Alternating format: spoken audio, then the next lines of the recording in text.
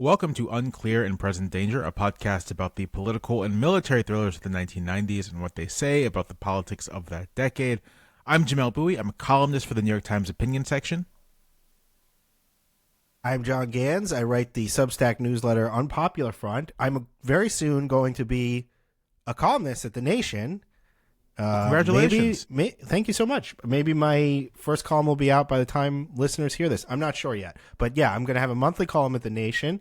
And I'm the author of the book When the Clock Broke, Con Men, Conspiracists, and How America Cracked Up in the Early 1990s. Oh, that's so great. I'm really glad to hear that. Thanks. This is a weird thing to ask on air, but who cares? Who's your editor? Well, so far, it's Don Guttenplan, the editor-in-chief. I think he might pass me over to another editor, but that's who I'm starting with, who's a great guy. Well, read John's column. Yeah. That's so cool. All right. On this week's episode of the podcast, we watched the 1997 sci-fi, I wouldn't call it a thriller, kind of sci-fi drama perhaps. Yeah. Yeah, the 1997 sci-fi drama Contact, co-produced and directed by Robert Zemeckis and based off of the 1985 novel of the same name by Carl Sagan. Zemeckis, you may or may not know, is one of the, kind of biggest filmmakers in kind of Hollywood history. His films, his films include Back to the Future, include Romancing the Stone, which is a great movie, Back to the Future, Who Framed Roger Rabbit, Back to the Future Part 2 and 3, Death Becomes Her, Forrest Gump, Contact is 97, What Lies Beneath, a movie I think is okay, other people don't like it, Castaway, and legitimately one of the biggest hits of the 21st century that is played every year, The Polar Express, a terrible film, but plays every Christmas. It looks like shit now, too. It looked like shit at the time, but here we are. Yeah. The back half of his career has not been as strong. He had a very strange 2007 animated Beowulf adaptation with Ray Winstone. I've never even heard of that. It's strange. He had a 2009 Christmas Carol adaptation, which is also quite bad. He had 2012's Flight with Denzel, which I think is actually, I wouldn't say great, it's very good. Yeah. But mostly off the strength of Denzel's performance. He did like a film version of, or rather a feature length adaptation of the story of the dude who was in the documentary Man on Wire. That movie's bad, The Walk. I'm going to go through the rest because there's just a lot of weird stuff. Allied with Brad Pitt and Marion Cotillard, I'm not sure how to say her last name. Cotillard, yeah, I think that's right. With Brad Pitt as he's a Canadian intelligence officer and Cotillard as a French resistance fighter. Welcome to Marwen, a bizarre film starring Steve Carell. The Witches, a bad adaptation. Pinocchio, a bizarre adaptation, and then Here, a very strange movie about a house.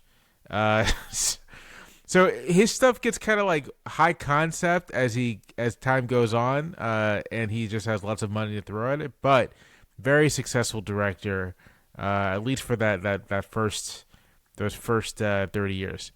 Anyway, Contact, directed by Robert Zemeckis, starring the great Jodie Foster.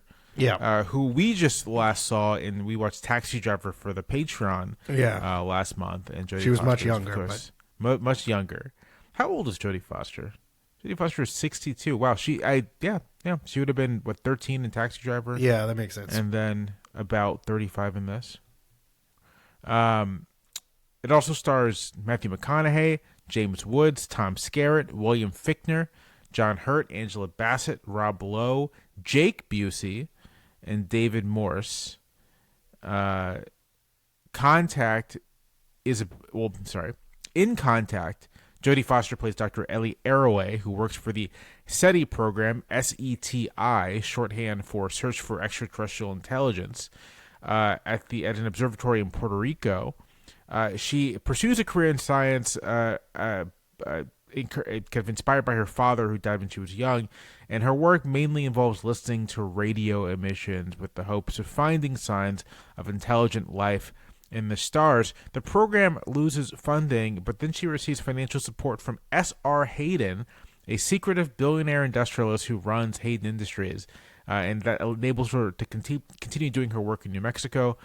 When on the eve of the termination of the SETI program, pushed by Drumlin, played by Tom Skerritt, who's sort of like a science bureaucrat, she does discover evidence of intelligent life in the star system Vega, and thus begins an effort to decode the transmission from Vega, which it turns out is a blueprint for some kind of device.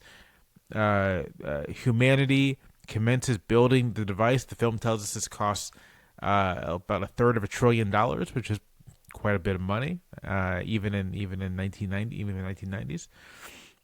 And there is a contest basically to determine who might be the passenger in this vehicle.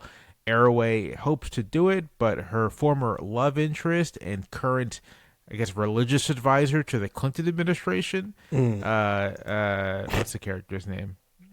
He's played by Matthew McConaughey. Palmer Joss, played by Matthew McConaughey, torpedoes her bid when he reveals basically that she is an atheist. Drumlin is selected to go, but he is killed by a suicide bomb, which is a scene that has a weird resonance, obviously, now these days. I'm not sure suicide bombing was quite a recognizable trope in the 90s. But anyway, the bomb destroys the construction, kills Drumlin, but there's another one built by Hayden.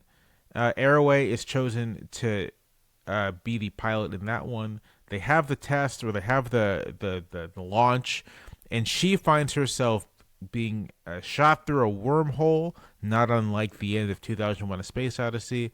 And she arrives on a beach where a extraterrestrial figure taking the appearance of her dead dad explains to her that this is basically sort of like the first step of humanity's journey into an intergalactic world. She loses consciousness, wakes up. According to everyone around her, she did not go anywhere. Nothing happened, but she insists that she saw something, and she asks the public to take her on faith. The program is deemed a hoax. There's an investigation, but we learn her video recording of device did record 18 hours of static, corresponding to the 18 hours she said she was gone, and she returned. That gets her more support for the SETI program from the U.S. government, and she returns to her research, and that is the film. Contact was the tagline for Contact. There are a couple taglines. The two I'll go with are a message from deep space, who will be the first to go, a journey to the universe. That's the one that's on the poster. And then there is the one that you probably would have heard in a commercial. From the Academy Award-winning director of Forrest Gump and Pulitzer Prize-winning author of Contact, take you on a journey to the heart of the universe. So, two taglines. And you can find Contact to watch. I think I bought this years ago to watch on Apple TV, so I just did that. But you can watch it on buy it to stream or rent on iTunes and Amazon. Contact was released on July 11th, 1997, so let's check out the New York Times for that day.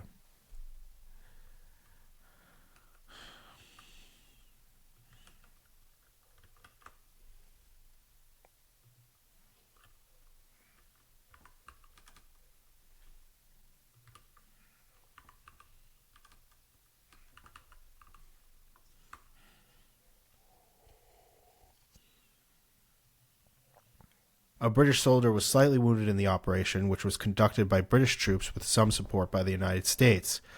A senior administration official said President Clinton was briefed about the Operation Advance and approved the United States assistance on July 5th.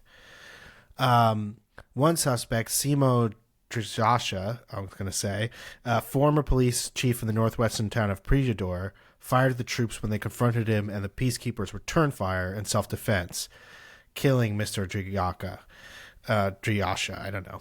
NATO officials said. The other, Milan Kosovic, director of the hospital in Prijedor, was arrested at the hospital without incident in a separate operation, NATO officials said. Mr. Kosovic, a former head of the local government, was to be turned over to the International War Crimes Tribunal in The Hague, Netherlands, later today, NATO officials said. Both men were considered to be among the prime architects of ethnic cleansing in the Prijedor area.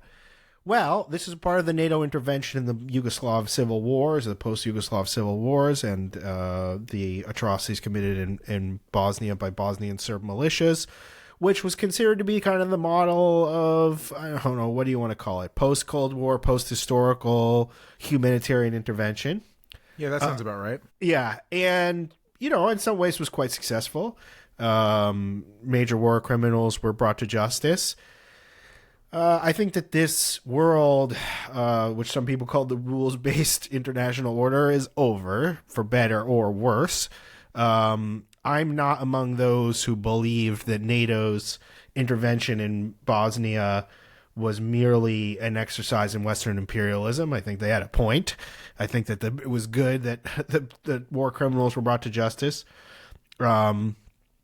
I think, unfortunately, now some of the United States allies are war criminals of similar or greater degree and are unlikely to be brought to justice by a NATO coalition, unfortunately.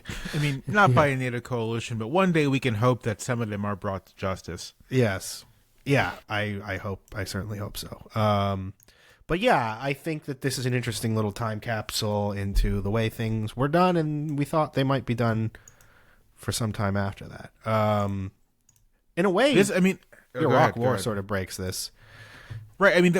What's so interesting, right, is that in the 2000 election, you have George W. Bush running explicitly against these kinds of interventions, saying that he'll promise to have a humble foreign policy. That's sort of I think it's a direct quote, and pushing against the notion that the U.S. must be the policeman of the world. Right. And light isolationism.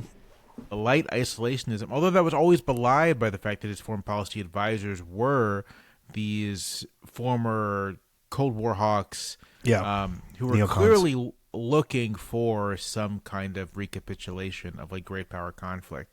And so when 9/11 happens, it's sort of all the intellectual energy in, if you want to call it that, in the Bush administration was pushing towards this is a great conflict of civilizations. We got to have a more muscular and aggressive approach to the world, and we know what happens next.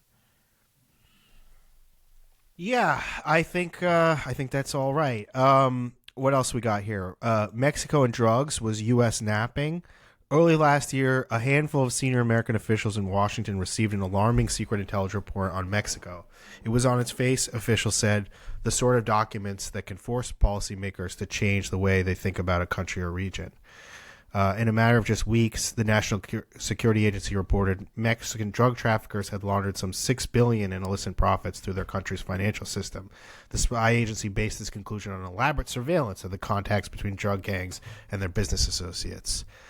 Almost immediately, State Department officials delivered an angry protest to the Mexican ambassador over the apparently vast breach in his country's defenses against drug trafficking. Then, however, American officials' outrage gave way to chagrin. The agency, they realized, was asserting that Mexico had taken in a flood of dollars directly equal to its entire foreign investment that year without any discernible impact on its economy. It just couldn't have happened. And you have to ask, what reports am I supposed to believe? An examination by the New York Times, based on scores of interviews and a review of classified documents, indicates that the agency's discredited assessment was by no means an isolated lapse of the United States intelligence on drugs and corruption in Mexico. Rather, as the United States weighed momentous decisions from Mexico in the 1990s, from the North American Free Trade Agreement to the $12.5 billion bailout of the Mexican economy after currency crisis, American policymakers were blindsided by some important developments, misinformed about others, and inattentive to many more. Wow. I mean, this is really interesting, I think, because intelligence failures became, I mean, as we were just talking about Iraq, intelligence failures became either kind of designed or accidental, kind of became a huge part of the next 20 years, 15 years of foreign policy. I mean, we did not see 9/11 coming properly, or we did and ignored the signs. We had erroneous information some deliberately emphasized in Iraq. And we continually have these intelligence failures. There was one in Afghanistan. Our intelligence agencies got the Russian invasion of Ukraine right. That was a notable success. But yeah, I think that this is an underrated part of understanding America's difficulties. It's not that these intelligence agencies and the surveillance state is all powerful. They're subject to error, and policy can be made through these very severe errors. And we've seen the tragic and in some cases, I think, criminal results of that. What else do we got here? There's something about Neanderthal DNA. Anything else look interesting to you? Let's see.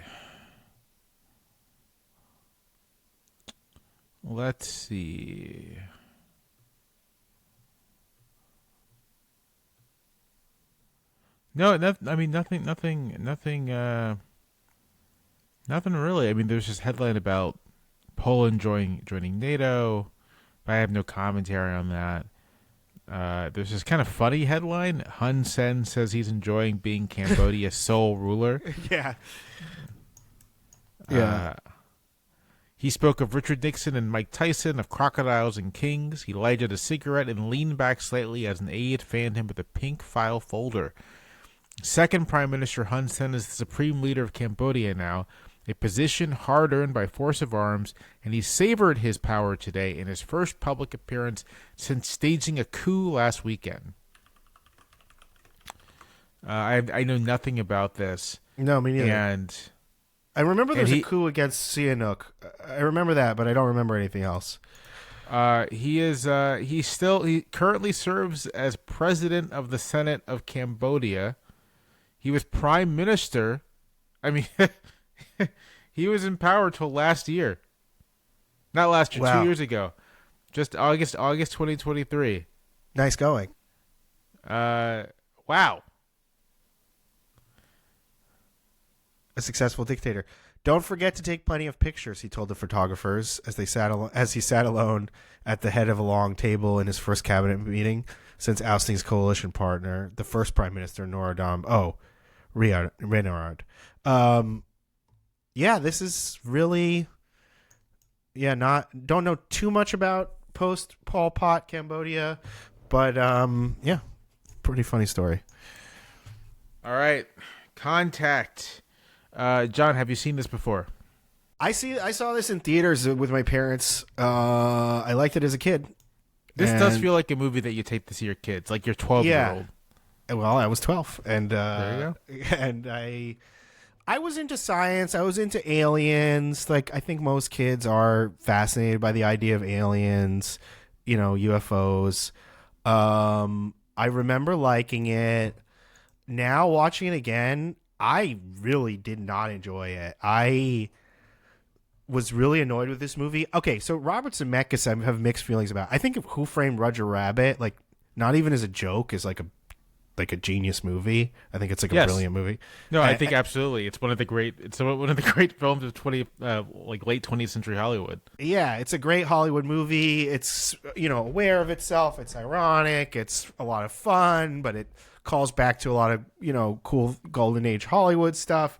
It's just a great film. The rest of his filmography I struggle with because of its sentimentality, and this movie has that in spades. I mean, also some of its politics. I mean, we've talked before about the vision of Zemeckis in Back to the Future or in Forrest Gump. You know, there's a weird like I don't know what to even call it.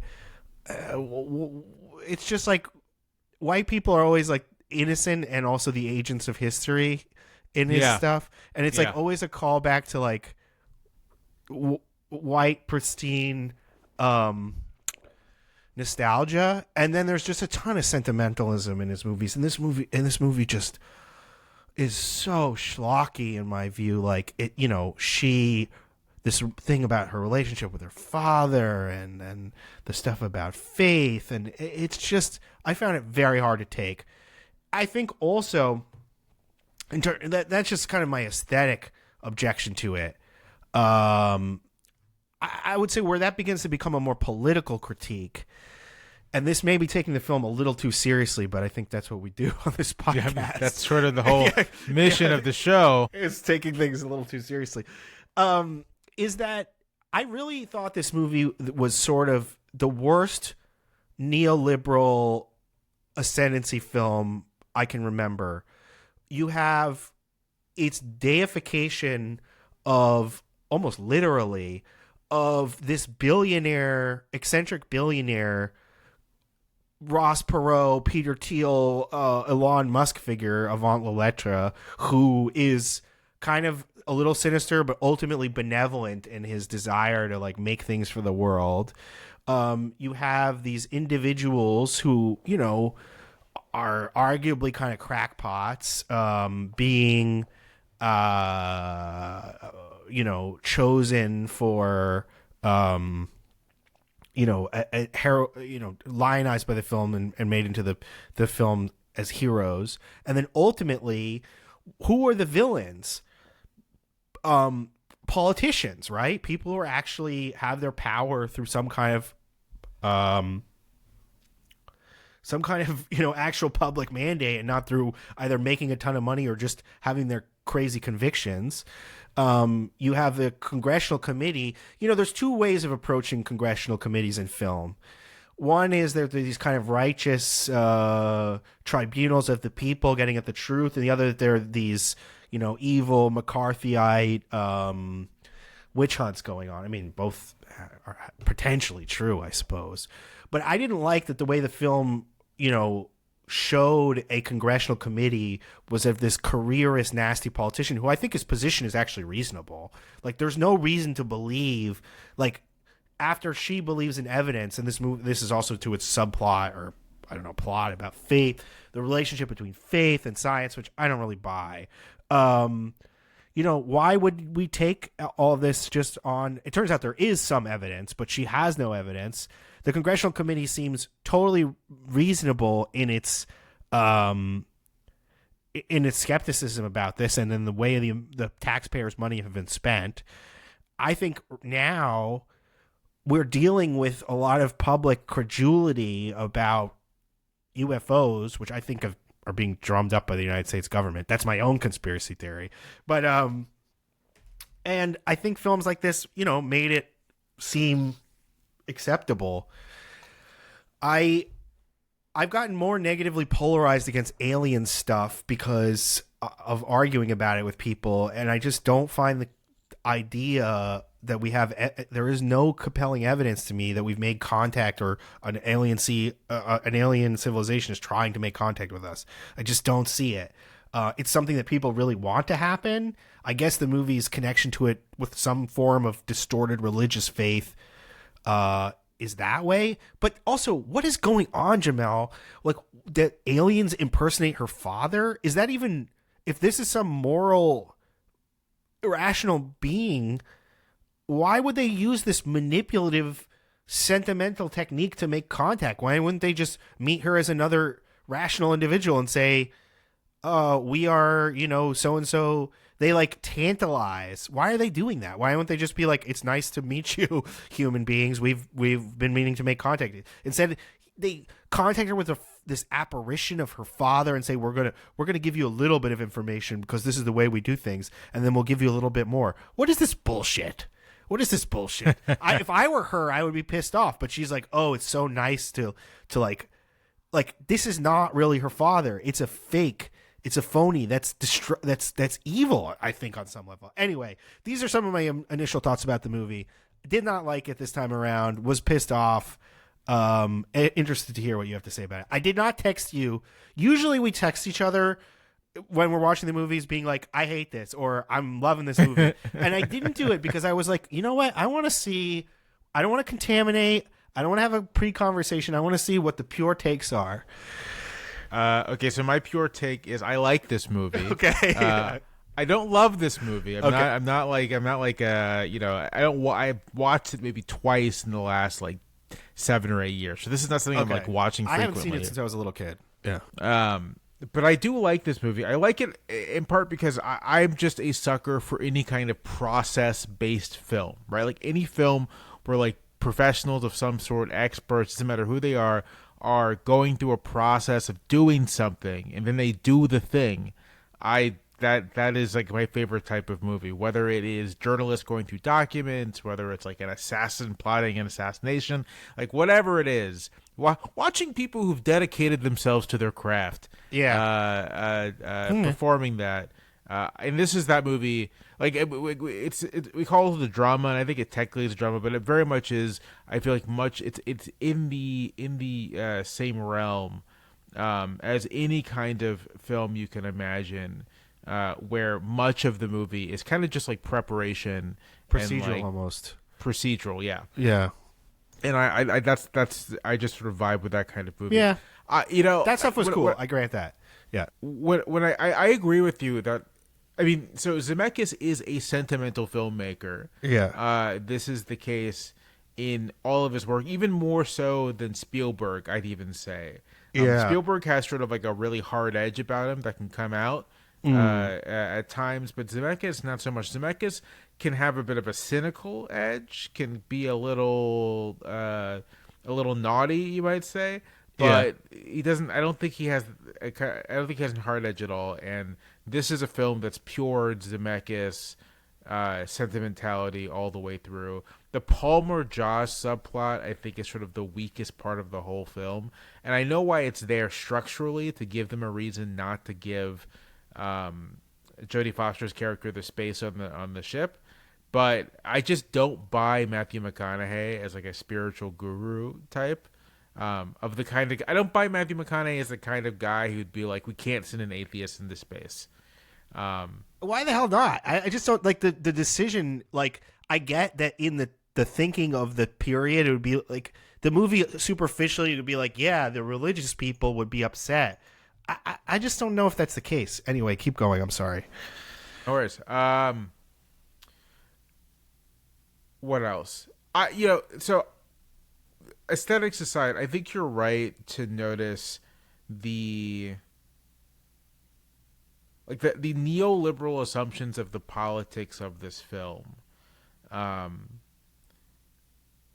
extent to which the hero is this eccentric billionaire who is presented as sort of like a largely just a weird guy, but like not particularly complicated or worrisome. The extent to which there is sort of like a underlying, especially after the voyage, I suppose, there is a skepticism of government effort, public action that is uninterrogated. There's no sort of like, there's no one on screen saying, even if this was a hoax, the kind of expertise and knowledge we built doing it was like useful. It's very much sort of like, this was a big waste of money. And even, in the movie, they make it clear that like it's private contractors doing a lot of work too. There's sort of this nod to the fact that no one really has the state capacity to do this. We have to rely on private industry to make it happen. Right. I do think it's interesting. I mean, the reason why I wanted to do this movie, the reason why it's been on the docket, is it is sort of one of these, there's these two genres or two types of post-Cold War American hegemony picture. in one of them, and we can like frame this as two space movies. One of them is Independence Day, where it's sort of like the thing that vindicates American leadership, American global leadership, and actually points a way forward to a more unified, although American-led global order, is an external threat. It is aliens invading. It is something. Something is forcing everyone to put aside their petty differences and stop the big bad. But this is going to happen under the leadership of the United States because we're the preeminent global power. Contact is the other type of this movie, where it's not so much a threat as it is sort of like this is an opportunity we have to collectively do something together. Right. That gives us an opportunity to put aside our petty differences. Yeah. And I think it's interesting.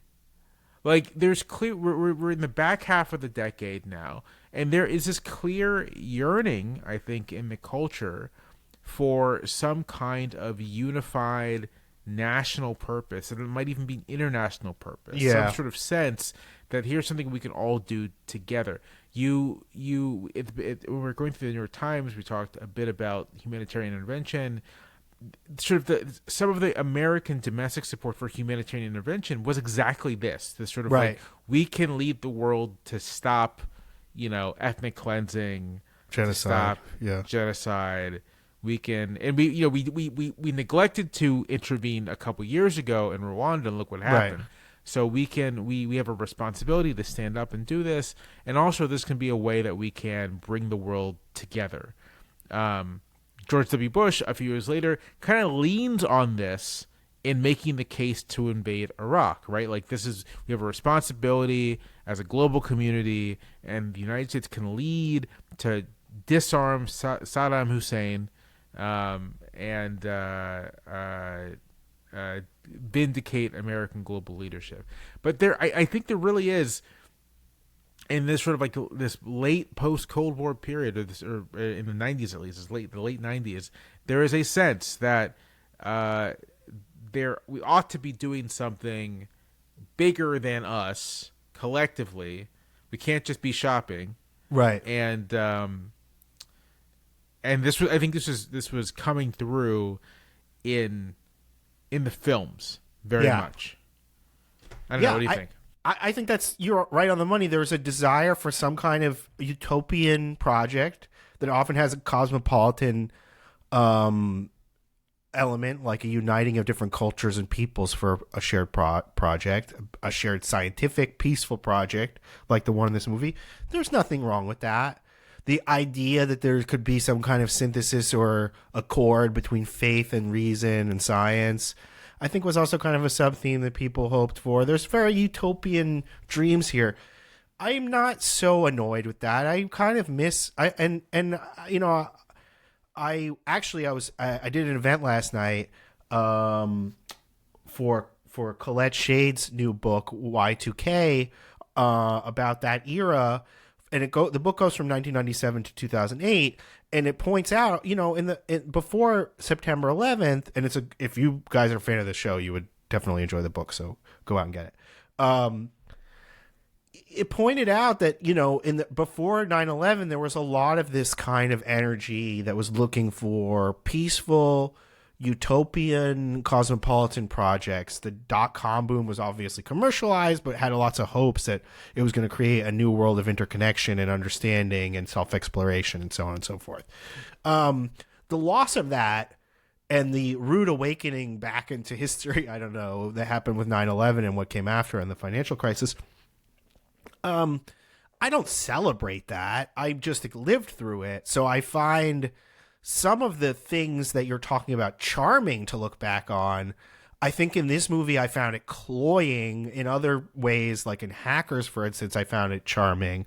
But in this movie I was just like, it's no longer believable, and I'm a little bit irritated by its sentimentality. But yeah, I think your reading of the movie's political and social consciousness is correct. I have another reading on a different level, which is two things. First of all, I mean, you could do like a kind of psychoanalytic reading of the movie, which is this movie is just about her looking for her daddy.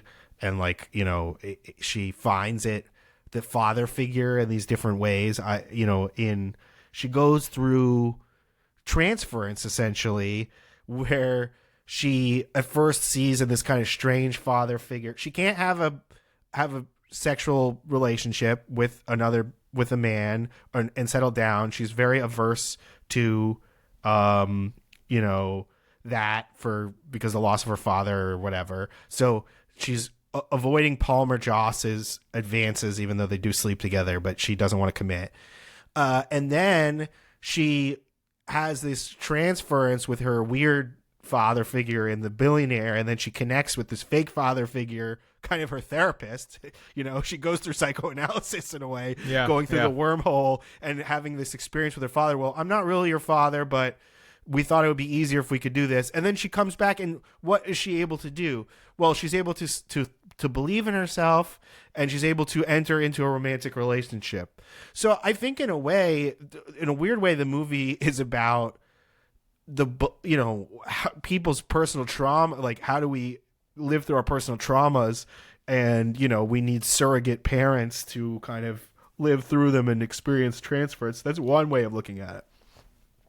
So the movie is not really about science at all, but about the inability for people the inability for people to find love and sexual fulfillment, which I think is an anxiety, obviously as old as time, but is, modernity creates new versions of that. The other thing is, the other reading is, isn't it interesting to me that it obviously creates some drama in the film, and it's kind of funny that the first they send a TV video radio signal back, right? And the radio signal is Adolf Hitler. It's the 1936 Olympics, and there's a reason for that, which is that it's the first outer space, TV broadcast that would have reached that part of space. But if aliens started broadcasting Hitler back to us, I would say take out the nukes. Yeah. I would be like, we got to immediately like arm ourselves. Yeah. And it's considered to be like our top scientists say we have Hitler particles coming directly from Vega. Yeah, exactly. I would be like, we're shooting nuclear weapons out there. I think that, and then it's kind of like James Wood, the bad guy, is like, maybe they're saying like, this is our kind of thing. I would wonder too. But I think it's also interesting just in terms of the ideological composition of the movie that you discussed, that the fascist era, the war era, is the signal that comes back, right? So an era of shared purpose, sacrifice, of defeating this foe of democracy and of mankind kind of reinitiates the project. And I think, as you've pointed out many times when we've discussed this, there's a lot of nostalgia and mourning going on in the 90s for the loss of the greatest generation and the loss, in effect, of an anti-fascist utopianism and we've seen the, effects of that in our present era with, its last gasps and the kind of resistance against Trump. And, I happen to have an opinion on this, but I can step back from it and say perhaps there's something going on with our debate about fascism, and it says more to do about looking for some kind of meaningful framework to understand a very confusing new situation. But I think we've noticed in many films we've discussed the idea that the last time the United States or even mankind had a purpose commensurate with its greatness was the war. It was the crusade against fascism, which was obviously dystopian in some ways, and it was the worst thing that ever happened in the history of the planet. It was the most destructive war ever.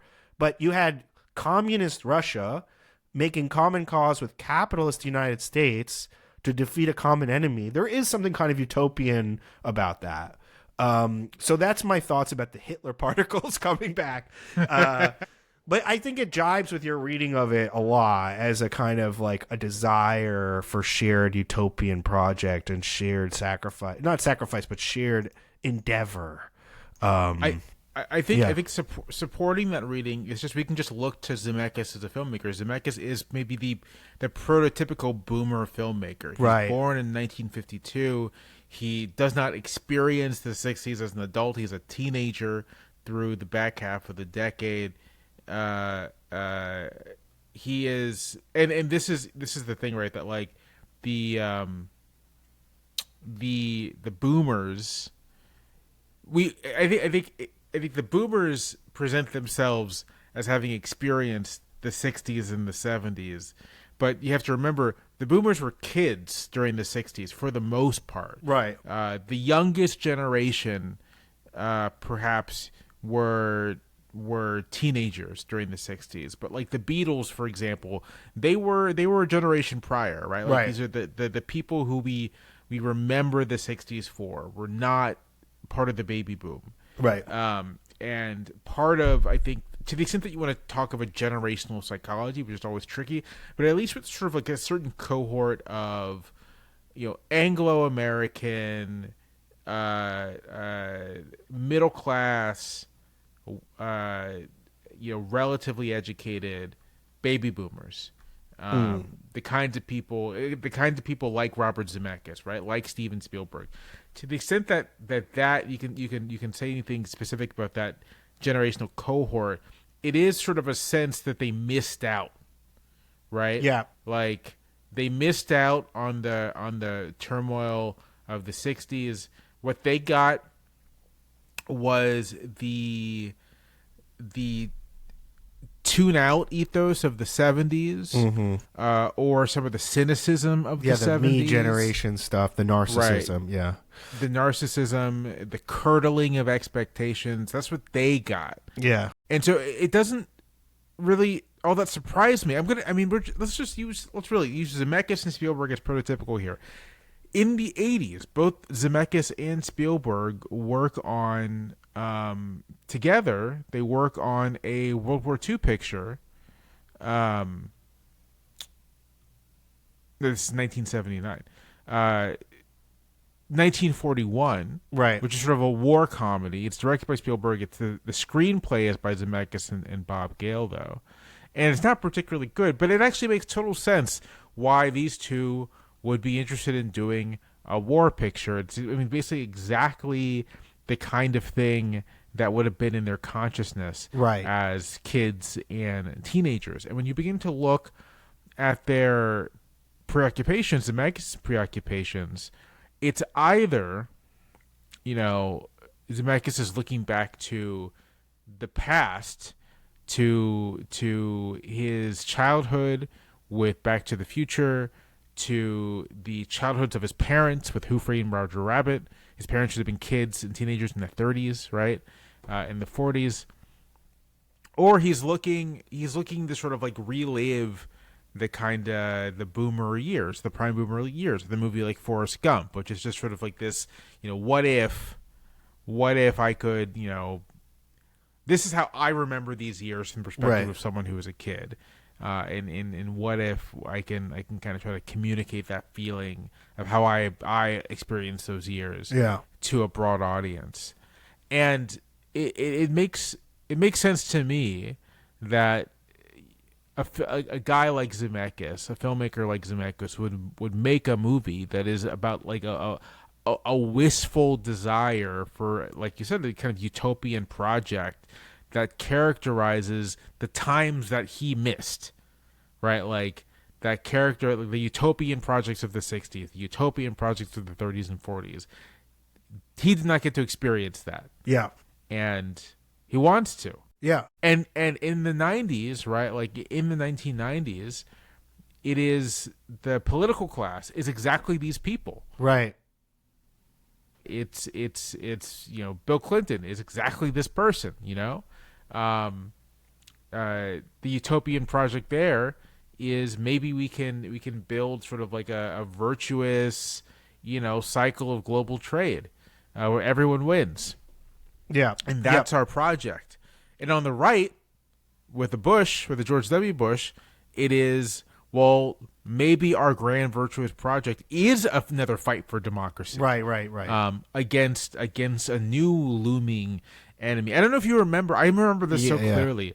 Like the Charles Krauthammers, like all those types, like earnestly arguing that like Islamofascism, Islamofascism is the new Nazism, and it's like these are Islamofascism is a nonsense term. It's like it's genuinely stupid. Yeah, I mean, and I it has been said that I'm doing this. I don't think fairly that I'm doing the same thing, but. I mean, I agree with you on this question. But like, I'll just say we're not going to litigate this on the pod. I'll just say that when like the youth vanguard of a political movement is filled with people who like kind of idolize actual Nazis, I don't think you're too off base. I don't know. Well, that's my. I think I have some empirical.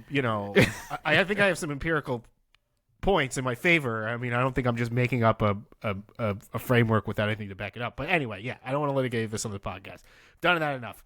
I wanted to ask you something though, because I know that you're a big fan, and it's a movie you've thought a lot about, of 2001: A Space Odyssey, and so this movie obviously has callbacks to that. So I just wanted to get your thoughts about what you think the dialogue, if any, between these two films is about alien life forms, human, effort to make contact, all this science, faith, etc. Yeah, I would say that Zemeckis, who's the screenwriter on this? Let me check real quick. Is it Gale? No, it's James Hart and Michael Goldenberg. I don't know, but so Sagan and his wife Andrian are the ones who wrote the story on which this movie is based. Beyond the visual callbacks to 2001, I'd say that both see or understand the search for extraterrestrial life as being far more about kind of like internal human meaning, like not so much about what's out there, although that's maybe interesting, but more about like what does it mean to be a human being. 2001 makes this like super explicit in that like the two characters are basically a human being and a artificial intelligence. Yeah. And the movie is like raising questions about like what does it mean to exist. Yeah. Either way, I'm trying to think. Is Zemeckis? The callbacks to 2001. Why is 2001 a better movie?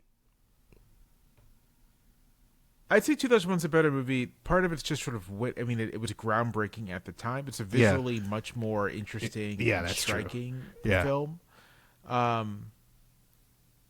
It's deeper in a way, I think. No. Yeah, it's not so. I mean, it's 2001. I think is a much more abstract movie. Like, Contact is very explicitly it's very explicit about it. Sort of like this is a search for personal religious meaning or whatever. Yeah. 2001. In addition to like the conflict between Hal and was it Dave? Being sort of like this interesting glimpse in the sort of potential conflict with artificial intelligence, it's a movie that is much more abstract in its concerns. Sort of like it's not directly telling you think about spirituality, but it's like it's raising that, and I think its vision of the universe is actually a little more mysterious than Contact's is.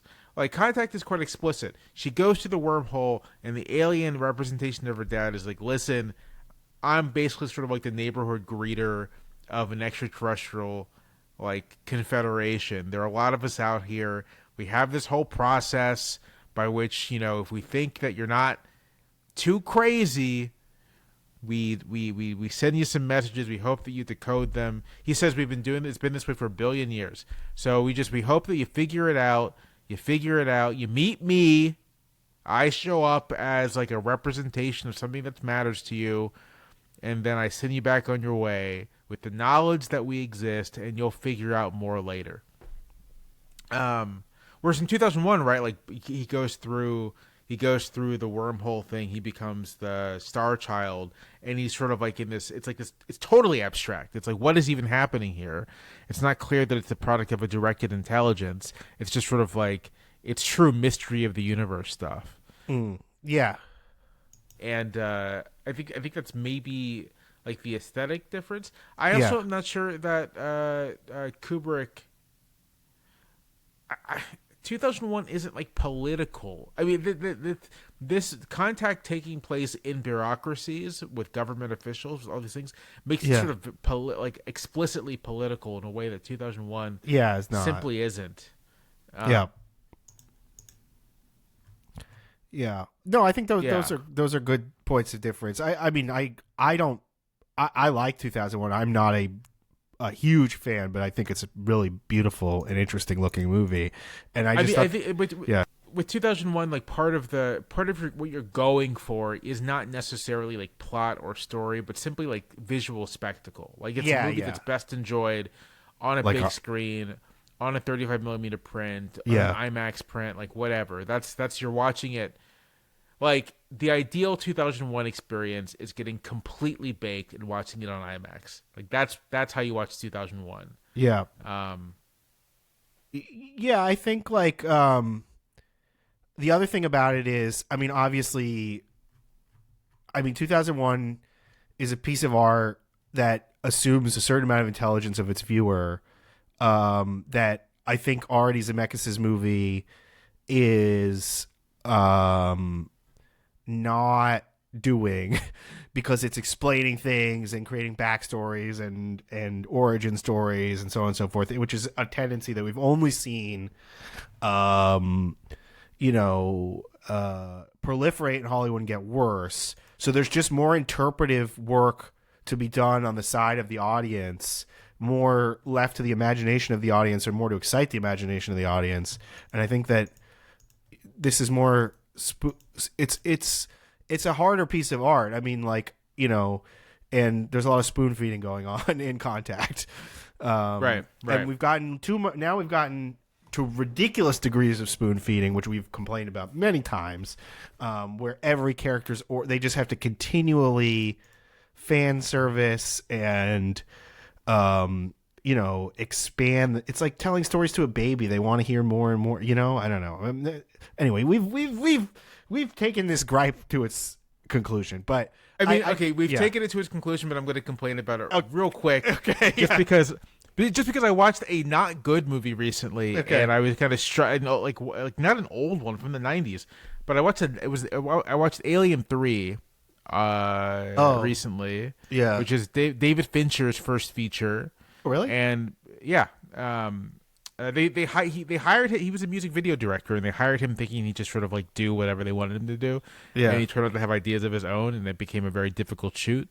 But Alien 3, not good, bad movie. But it is striking how even like the blockbuster slop of the early 90s didn't feel the need to be like, oh, well, this guy is here because he had this backstory, and here's like a bunch of flashbacks.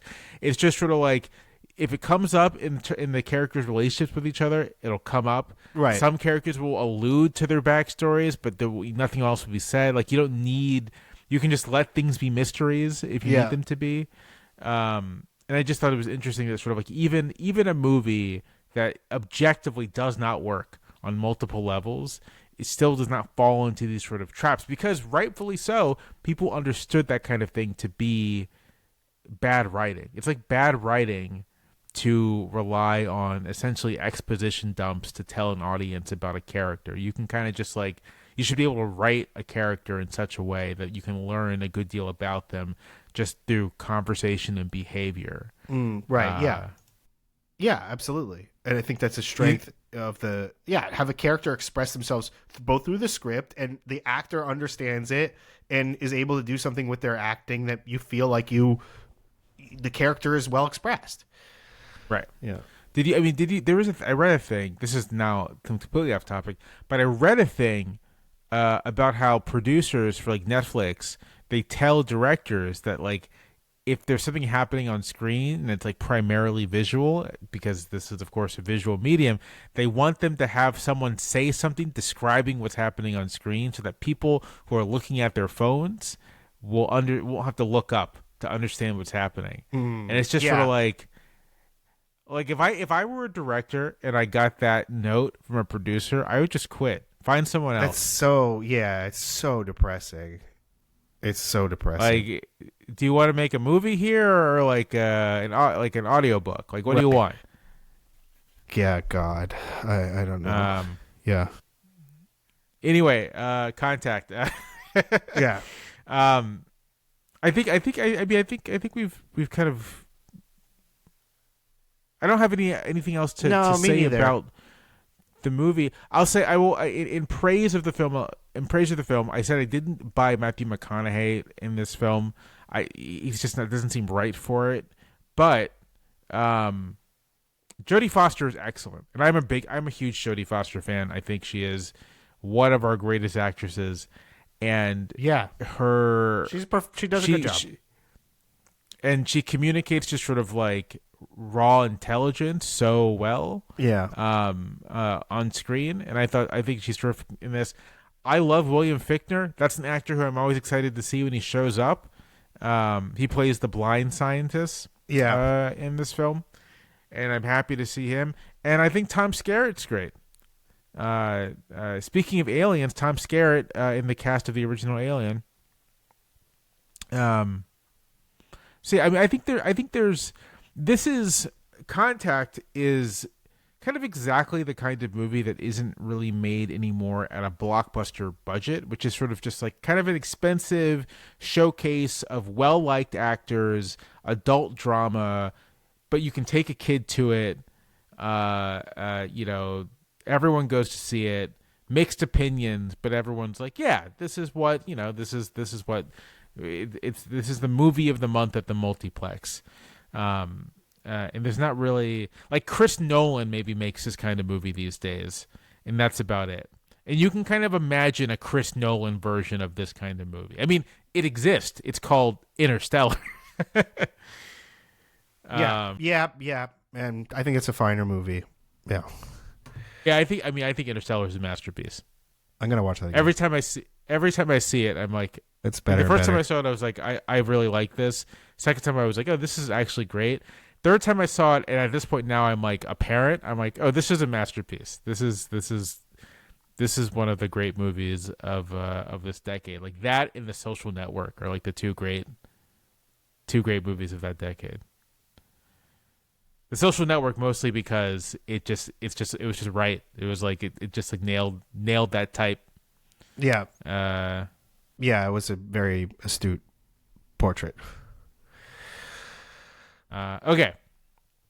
Contact, 97, Robert Zemeckis. There's so many other good movies in 1997. It's just my last point is like, look, Seven had LA Confidential, the greatest, maybe in my opinion, one of the best movies ever. Anyway, that's all I'm going to say. 1997, great year for movies. Should we do LA Confidential?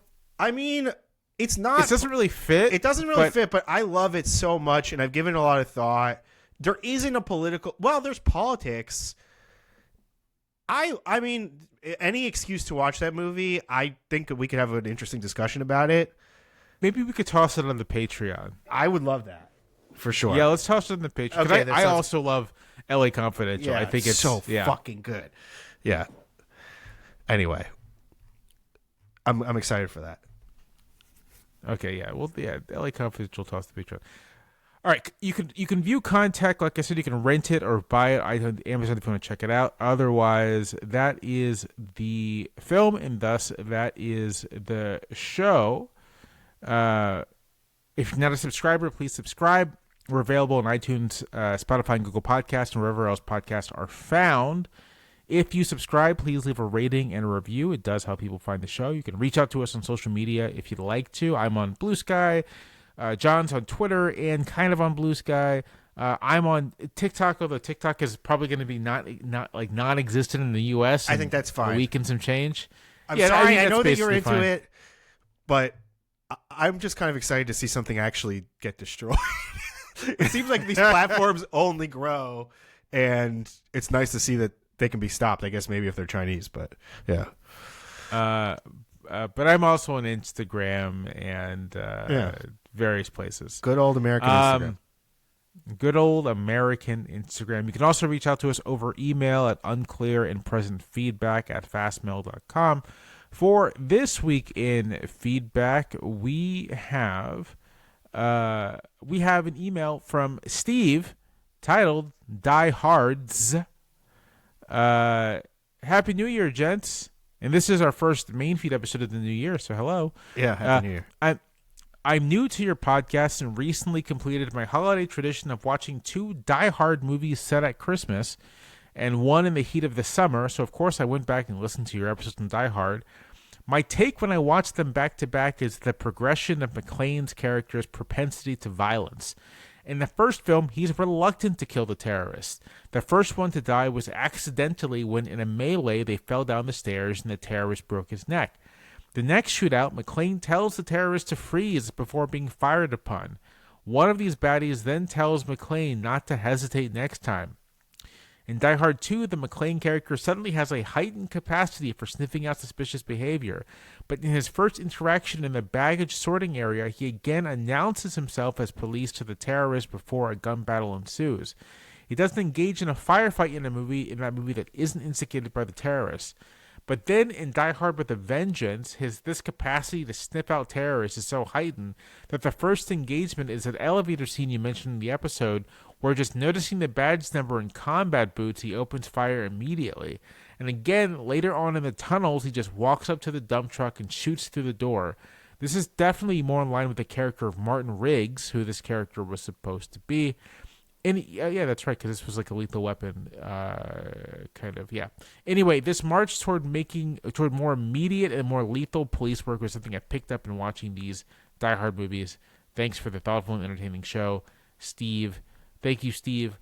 I think that is quite interesting. I mean, the trigger-happy cop is like a long-standing trope. But like now these days, it's like in media typically presented as like scary. Yeah. And I think in the 90s, yeah, it's more sort of like, oh yeah, well this guy just has an itchy trigger, he wants to shoot bad guys. It wasn't as, at least before a certain point, it wasn't as much of a this is the scary kind of thing. But I think you're right. I think it's interesting that you note how the McClane character becomes more quick to use violence. I'd say, if we get to these, there's of course the other 2 Die Hard movies, Live Free or Die Hard, and then A Good Day to Die Hard, where McClane kind of becomes like an unstoppable action hero along the lines of a Schwarzenegger or a Stallone. Yeah. And it's the character looping back. Like if McClane in Die Hard was an intentional subversion of the action hero archetype. Yeah. Ordinary looking, balding, cop, it's Bruce Willis, so like very handsome and charismatic. Of course, he's a movie star, but like relative to Schwarzenegger, a much more ordinary guy, average Joe. By Live Free or Die Hard, Willis is basically just a Schwarzenegger type. Yeah, yeah. I think I agree with all of this. I like these movies. I'm not a huge connoisseur. But I think this is well observed. I think that this is just some Hollywood bad habits kind of creeping in sequels. Like maybe it was a little more considered in the first movie, the character, and then they kind of just were like, make him shoot a bunch of people. But yeah, I think that sounds reasonable to me. Yeah, I mean, the other thing to remember is that the second movie is Rennie Harlin, I believe, directs it, and it's just sort of like, yeah, it's going to be a dumber movie. And then with the third movie, which wasn't originally a Die Hard script, McTiernan is clearly trying to up the ante and up the action, and it is very much like it's a very 90s action movie. I mean, it's very kind of like in its aesthetic, in its tone. It's much more. It's very 90s in the way that Die Hard was like very much still an 80s action movie. Even if it was subverting the genre somehow.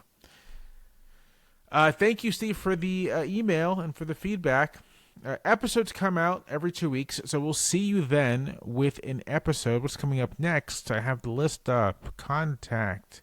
What's after Contact? With an episode on one of the greats, the Chronicles of President Punch, Air Force One. Oh, hey, you know what? I think we should get our friend Max Reed on for that one if we can do it. Let's do it. Yeah, because Let's I do know it. he's a great fan of this genre and that film, so I'm going to get in touch with him.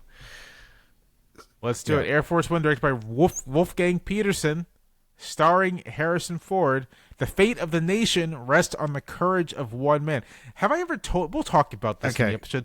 I think this movie helped elect George W. Bush. Oh, absolutely. I think you're 100% right about that. There's no doubt in my mind. Yeah. I think this movie was fucking huge. People loved it. Yeah. And I think America was like, we want President Punch. Yeah. Give us President Punch. And they've like, yes, I think you're totally right.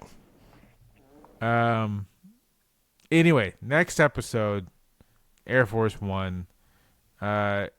I'm excited to watch this. I have a 4K Blu-ray. I'm gonna have a great time. Even though I think this movie is politics are bad, but yeah, but I'm still gonna enjoy it. Yeah, it's still a ton of fun. You can find Air Force One to stream or rent or buy on Amazon, Apple, YouTube, Google Play, the usual set of services.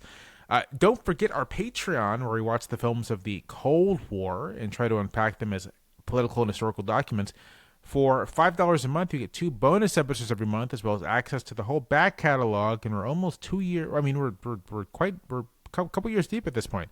You can sign up at patreon.com/unclearpod. The latest episode of our Patreon podcast is on WUSA, a kind of not very good, but still interesting little film starring Paul Newman from 1970. Paul Newman as a kind of right-wing radio host, so I think it's worth checking out. Our next episode on the Patreon will be The Sweet Smell of Success, one of the most entertaining movies of the 1950s. When did that come out? Sweet 1955. Am I right? 1955. But 1957. Close. Close. Directed by Alexander McKendrick and starring Burt Lancaster, Tony Curtis, Susan Harrington, Martin Milner. I'm a huge Burt Lancaster guy. One of my favorite actors. Tony Curtis is so good in it as well. It's really one of the best movies ever. It's such a triumph. So that's our next movie on the Patreon. All right. Until then, that's it for us. For John Gans, I'm Jamelle Bowie, and we'll see you next time.